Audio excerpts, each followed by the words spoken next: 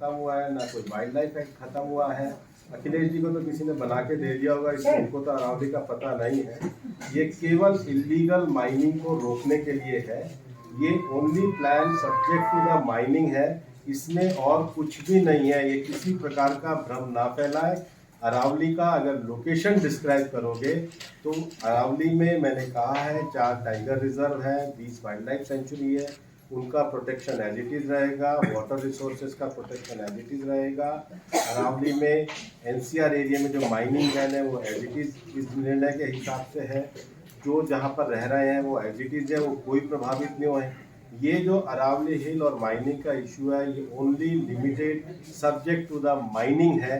और माइनिंग को सस्टेनेबल बनाने के लिए कोर्ट ने एक प्लान बनाने को कहा है, जिला अनुसार आइडेंटिफाई करने को कहा है, वो सही है। हम उसको, इसमें कोई गड़बड़। नमस्कार, इंडिया पोस्ट न्यूज में आपका स्वागत है। अरावली पर्वतमाला की सुरक्षा की मांग को लेकर बड़े स्तर पर विवाद जारी है। कांग्रेस का आरोप है कि बड़े पैमाने पर खनन की अनुमति देने के लिए अरावली की परिभाषा में बदलाव किया गया है। हालांकि सरकार ने कांग्रेस के इस दावे को पूरी तरह से खारिज कर दिया है। केंद्रीय पर्यावरण मंत्री भूपेंद्र यादव ने अरावली पर जारी विवाद के बीच एक प्रेस कॉन्फ्रेंस की है और उन्होंने साफ कर दिया है कि अरावली के मुद्दे पर भ्रम फैलाया जा रहा है। चलिए जानते हैं कि इस मुद्दे पर पर्यावरण मंत्री ने क्या कुछ कहा है। वैसे केंद्रीय पर्यावरण मंत्री भूपेंद्र यादव ने कहा है कि अरावली हमारे देश की सबसे प्राचीन पर्वत श्रृंखला है। पिछले दिनों सुप्रीम कोर्ट ने एक फैसला दिया जिस पर भ्रम फैलाया गया। मैंने इस फैसले को देखा। लोगों को बताना चाहता हूं कि प्रधानमंत्री नरेंद्र मोदी के नेतृत्व में अरावली की पहाड़ियां और बढ़ी हैं। कोर्ट के जजमेंट में कहा गया है कि अरावली को बचाने के लिए और इसे बढ़ाने के लिए कदम उठाने चाहिए। खासतौर पर हरियाणा, दिल्ली और राजस्थान में पहाड़ियां बढ़ी हैं। दिल्ली के ग्रीन बेल्ट के लिए हमने काम भी किया है। चलिए आपको सुनवाते हैं कि केंद्रीय पर्यावरण मंत्री भूपेंद्र यादव ने क्या कुछ कहा है। चलिए आपको सुनवाते हैं केंद्रीय मंत्री भूपेंद्र यादव ने इस मुद्दे पर प्रेस कॉन्फ्रेंस करके क्या कुछ कहा है। मैं इस बात को आपके सामने कहना चाहता हूं कि प्रधानमंत्री जी के नेतृत्व में विगत वर्षों में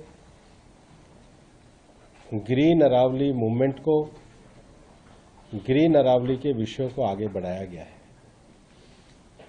यही कारण है कि 2014 में इस देश में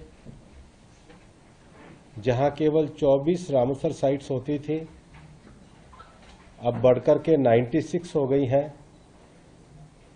और उसमें भी अरावली क्षेत्र में सुल्तानपुर, भिंडावास, असोला, सिलीसेड, सांभर,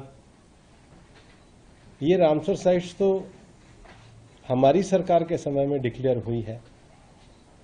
उदयपुर को एक्रीडेटेड सिटी का दर्जा हमारी सरकार के समय में ही मिला है।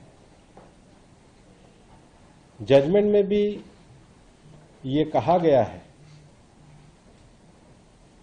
कि अरावली के कंजर्वेशन के लिए विशेष रूप से दिल्ली, हरियाणा, गुजरात और राजस्थान में जो अरावली का क्षेत्र है, उस क्षेत्र में उसके कंजर्वेशन और प्रिजर्वेशन के लिए, अरावली रेंज के साइंटिफिक असेसमेंट के लिए और दिल्ली के ग्रीन बैरियर के रूप में अरावली के बढ़ने के लिए, प्रोटेक्शन के लिए कदम उठाने चाहिए। ये लंबे समय से मैटर सुप्रीम कोर्ट में था। एमसी मेहता, बाद में टीएन गोदावरमन के केस में था। कोर्ट ने कहा कि जो यूएनसीसीडी कन्वेंशन है, पैरा नंबर 5 और 6 में, उसके आर्टिकल 4 और 5 socio economic aspects of desertification, promote of conservation of land, safety और वाटर रिसोर्सेज, इसको लेकर के प्रतिबद्धता रखते हैं। और बल्कि पैरा नंबर 9 में उन्होंने ये कहा कि in recognition of the ecological importance of the Aravalli range, the MOEF and CC has also launched the Aravali Green Wall project, an initiative aimed at restoring degraded land, preventing desertification, enhancing green cover, and improving the ecological health of Aravalli landscape. So this is the first time where the green movement of the government is also recognized.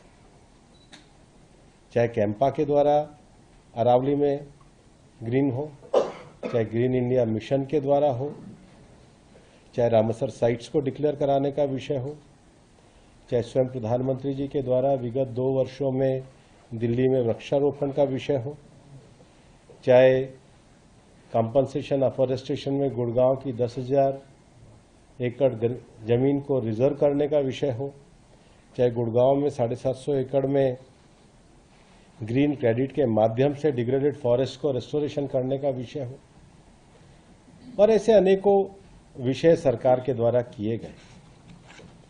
मैं आपको ये भी कहना चाहता हूं कि court ने ही Aravalli hills और अरावली को लेकर के एक टेक्निकल कमेटी का गठन किया और only the restricted purpose of mining, क्योंकि पहले ऐसा होता था कि किसी भी जगह पे जाके माइनिंग होती थी, कोई तय नहीं होता था कि अरावली हिल और अरावली क्या, but this is also restricted to the purpose of mining.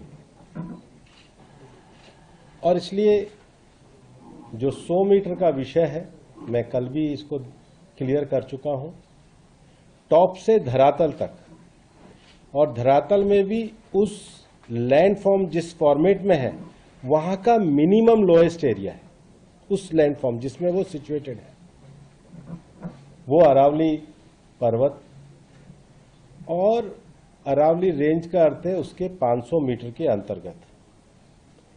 कई लोग कई तरह की बातें कह रहे हैं, कुछ हमारे वरिष्ठ नेता लोग भी भ्रामक ट्वीट कर रहे हैं। सबसे पहले मैं क्लियर कर दूं, एनसीआर रीजन में माइनिंग अलाउ ही नहीं है। एनसीआर का अर्थ हो गया दिल्ली, गुड़गांव, फरीदाबाद, नूह और जहां तक अलवर का एनसीआर लगता है।